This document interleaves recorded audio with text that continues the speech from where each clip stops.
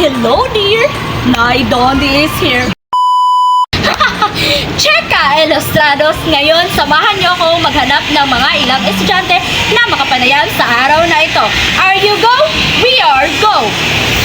Sa akin, yung portfolio ay isa siyang salamin sa pagkatuto ng estudyante kasi yung portfolio naglalaman yun ng mga paksa, yung mga nakuhang score sa quizzes, mga nagawang essay, mga reflection tungkol sa mga leksyon o sa klase, o mga arts, yung mga gawain. Kung saan ito ay nagre-replika sa kanilang pagkatuto, kung saan hinahayag o ipinapakita sa portfolio kung paano sila natututo kasi dahil doon For me, portfolio allows students to integrate the learnings of wide range of personal and professional and academic capabilities both inside and outside of the study program. And it also shows that they can play knowledge and skills to their practice. Para sa akin kasi, ang paggawa ng portfolio, dito natin makikita ang pinag-aralan ng isang estudyante mula sa kanyang personal na kakayahan hanggang sa kaniyang pang-akademya at profesional at kung paano niya ito nagagamit. Nakadepende kasi ito kung anong klase ng portfolio ang kailangan o ipapakomply. May iba't ibang klase kasi ng portfolio. Pero madalas, ginagawa ang portfolio throughout the interlesson para maipon ang lahat ng importanteng output at progress mo. Parang paunti-unti.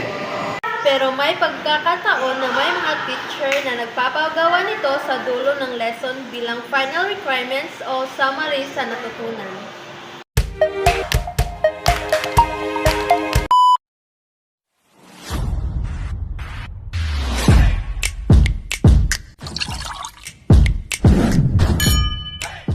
Sa Coke, magkasama ang saya at tamis ng buhay. Share ang kasiyahan para buhay ay mas maging masaya. Coca-Cola. Ang tunay na kapartner sa saya ng buhay.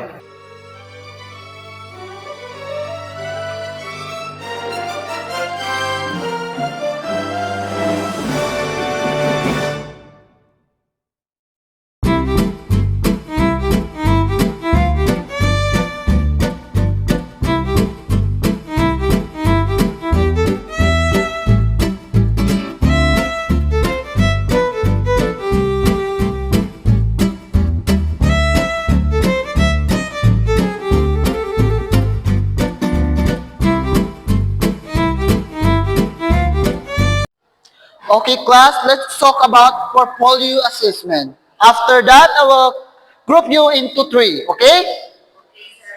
Count. 1, 2, 3, 1, 2, 3, 1. Okay? What is portfolio? portfolio is a collection of students' works. Okay, sit down. Portfolio is the word, portfolio comes from the word portray or carry, and folio is a sheet of paper. It's a systematic and organized collection of the students' works and demonstrate the students' skills and accomplishments. And it's a purposeful and collection of the work of tells the story of the student progress and achievements in relations to a purpose by Belgard 2008. A portfolio is a much more than a compilation of the student papers and place of the folder of a collection or memorabilia posted into scrapbook. But first, let's watch a video about portfolio, okay?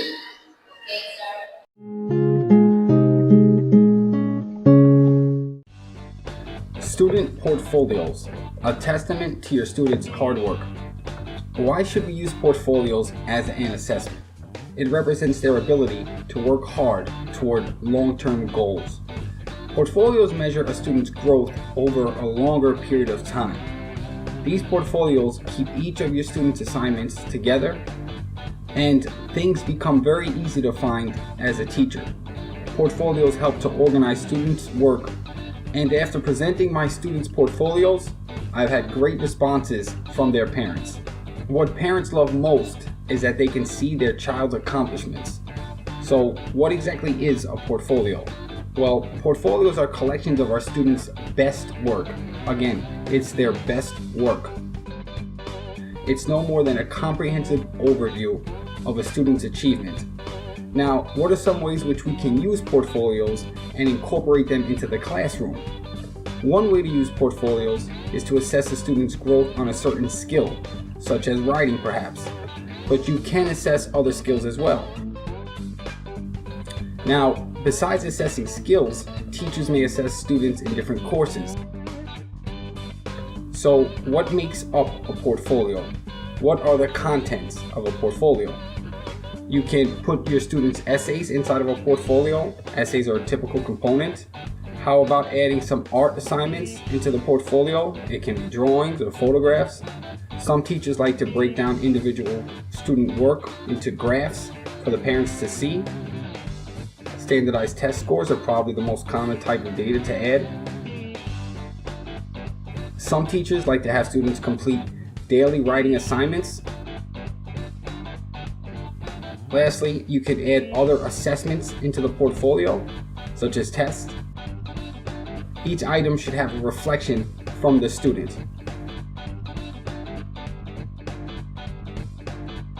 Now let's talk about grading the portfolio. What should you look for when grading? First, look for organization of the portfolio. Next, evaluate the completeness of assignments. Be sure your students have reflections in the portfolio. Judge the overall quality. Before we finish up, let's just discuss a couple tips. The first tip, stay the course. These portfolios require effort over time, so don't give up on these portfolios. There are a lot of documents and student work that goes into the portfolios, so you have to stay organized as well. Be sure to plan your items. Take the time to plan for valuable work in assessments.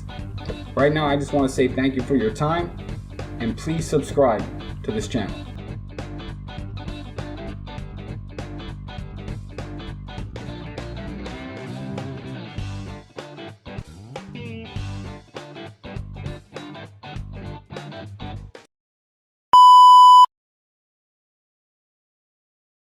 Padali tanong tulo no, hindi magamatan yung portfolio ato ni bahin-bahin nun. So sa ako aning una nga part kaning meaning of portfolio, tapos what is portfolio includes. Tapos ikaduha, ikaw bitel diri ka sa types of portfolio o iyang essentials. Then sa last, ikaw jam diri ka sa stages in implementing portfolio assessment. Hala, Mariel! Hala ka Ginoo ko, Lord, ang saon man ni naman ikikipagama nga portfolio si Sir, no? Hala, ayun. Hala ka Ginoo ko. Ayun, ang saon man to kabalo data. Ay, mag-search na ta, uy. Ay, sige, magbaon-baon na lang ka, uy. Saon ka mo yun. Ay.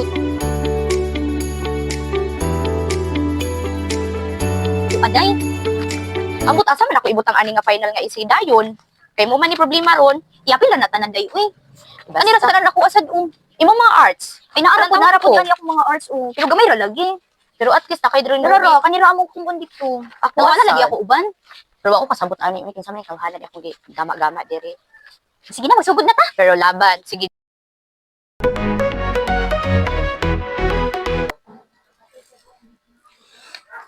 Hala, nagama na ba kato sila portfolio? Bahala sila, uy, mag-Facebook na ko dire. Hala, uy, happy taman February 14. Asa ka pwede mag-date, no? Asa ka pwede nga lami kayo nga kananan? Bahala atong portfolio, uy. Naunsa naman niyo, uy. Wala pa man dyan ko nakahuman sa portfolio. Agi man dyan nag-date sa February 14, uy.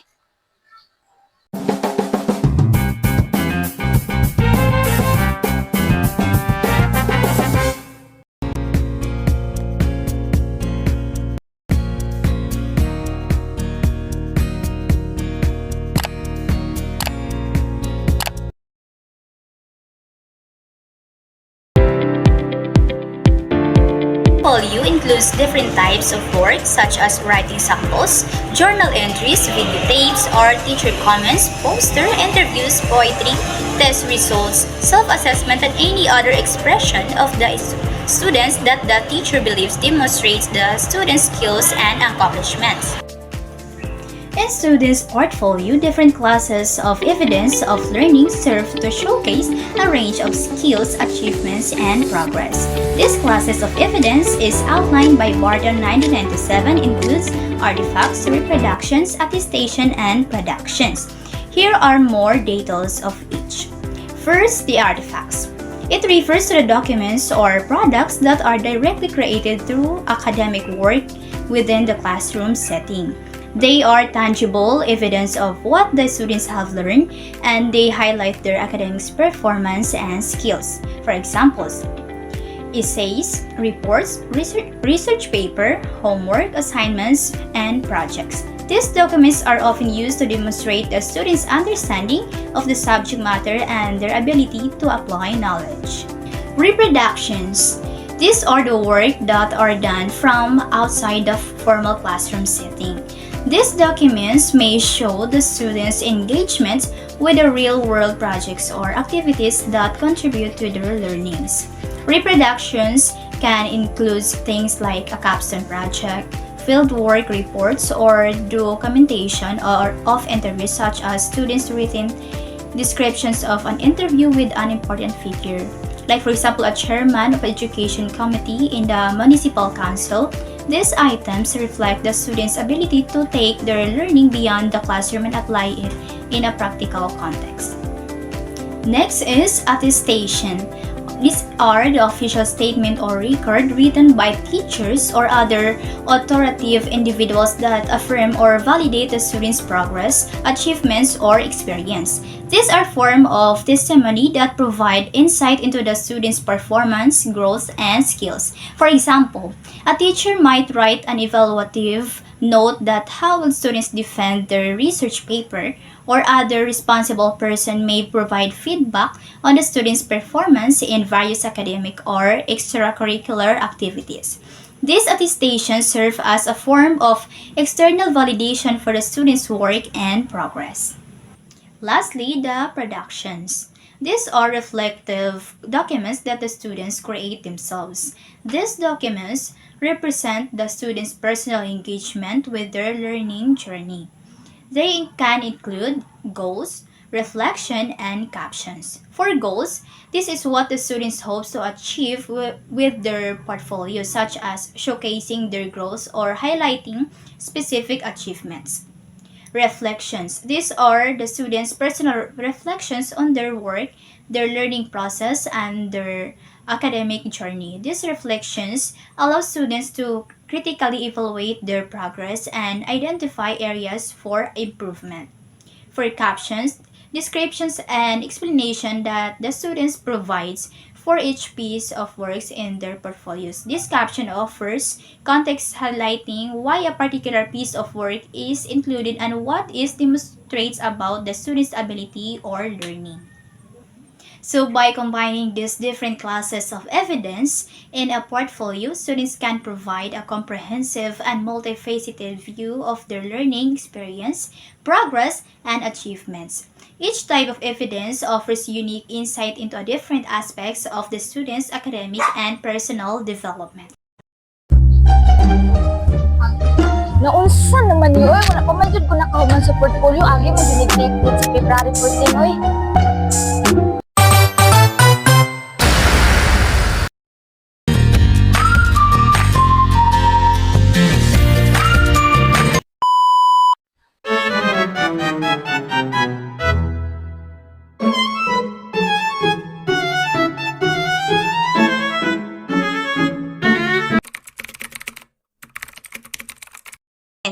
So when we say assessment, as the name implies, this is intended to document what a student has learned based on the intended learning outcomes. So the results of an assessment portfolio informs both the classroom teacher and the student the extent to which the intended learning outcomes have been attained.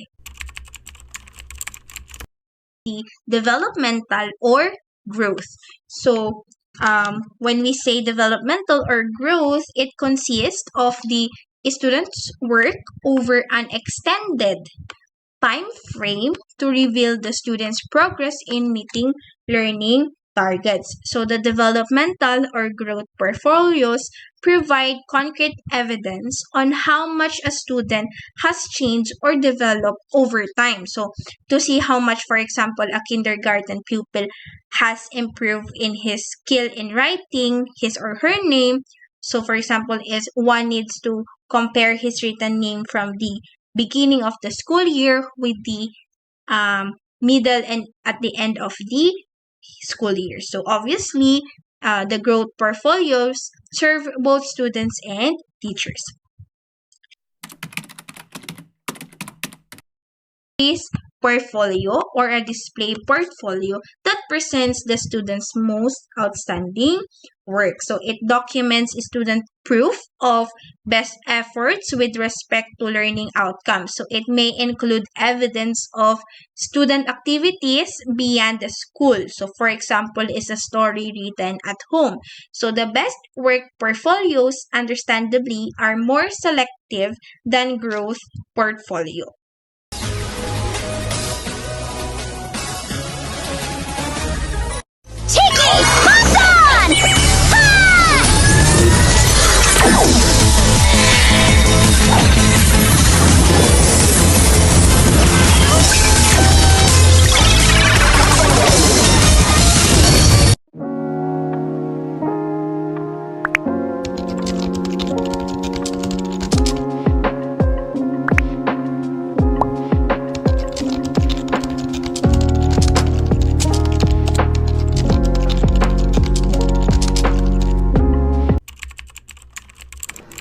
Cover letter.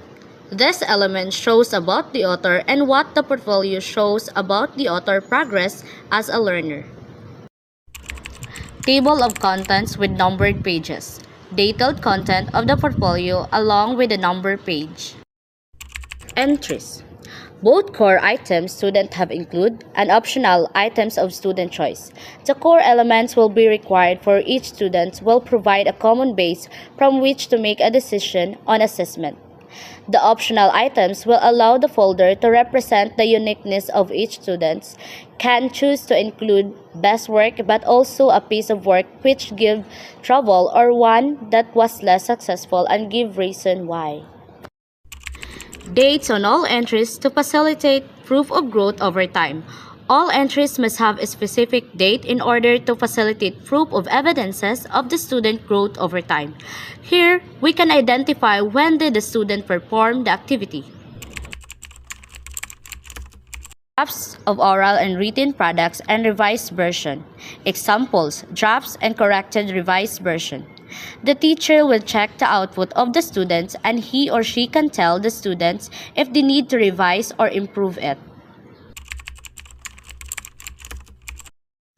Reflections can appear in different stages in the learning, for formative and or summative purposes, and at the lower levels can be written in the mother tongue of students who find it difficult to express themselves in English.